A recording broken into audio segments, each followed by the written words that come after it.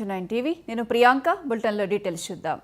Telangana BJP అధ్యక్ష ఎన్నిక అంశం క్లైమాక్స్ కు చేరింది. రాష్ట్ర బీజేపీ అధ్యక్ష పదవితో పాటు జాతీయ కౌన్సిల్ సభ్యుల ఎన్నికకు బీజేపీ తెలంగాణ రాష్ట్ర ఎన్నికల అధికారి లక్ష్మీనారాయణ నిన్న నోటిఫికేషన్ విడుదల చేయగా ఇవాళ అధ్యక్ష పదవులకు నామినేషన్లు స్వీకరిస్తారు. మధ్యాహ్నం 2 గంటల నుంచి సాయంత్రం 4 గంటల వరకు నామినేషన్లు స్వీకరించనున్నారు. రేపు అధ్యక్షుడిని ప్రకటించనుంది బీజేపీ కేంద్ర అధిష్టానం. తెలంగాణ రాష్ట్ర అధ్యక్ష పదవికి ఎంపీ ఈటెల రాజేందర్ పేరు ప్రకటించడం లాంఛనమేనన్న ప్రచారం జరుగుతోంది.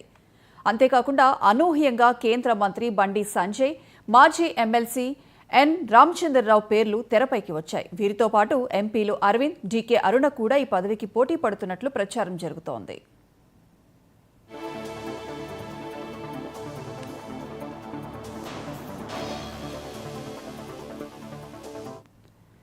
ఇదే అంశానికి సంబంధించి పూర్తి అప్డేట్స్ మా చీఫ్ రిపోర్టర్ శ్రీనివాస్ ఫోన్ లైన్లో అందిస్తారు. శ్రీనివాస్.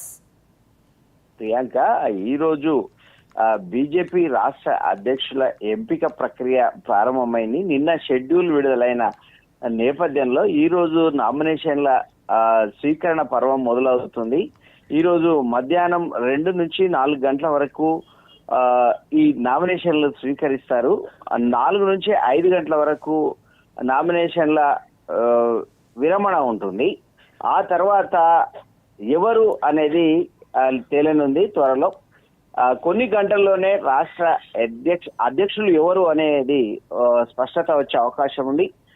ఎన్నో రోజులుగా, కొన్ని నెలలుగా వాయిదా పడుతూ వస్తున్న రాష్ట్ర అధ్యక్ష పదవికి మొత్తం మీద కేంద్ర నాయకత్వం దృష్టి సారించడంతో వేగంగా ప్రక్రియ మొదలైన పరిస్థితి.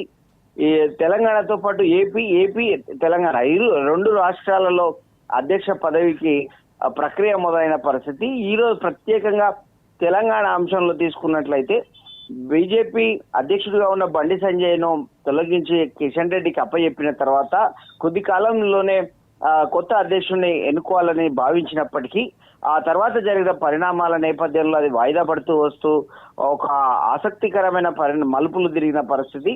ప్రస్తుతం బీజేపీ అధ్యక్ష బరిలో ఆశావాహులుగా ఉన్నవారు చాలా మంది ఉన్నప్పటికీ కూడా ప్రధానంగా ఇటు బీసీ వర్గాల్లో చూసుకున్నట్లయితే ధర్మపురి అరవింద్ ఎంపీ, నిజామాబాద్ ఎంపీ, అలాగే మల్కాజ్గిరి ఎంపీ ఈటెల రాజేందర్, అలాగే అది కాకుండా మొదటి నుంచి పార్టీ నేపథ్యం ఉన్న వాళ్ళైతే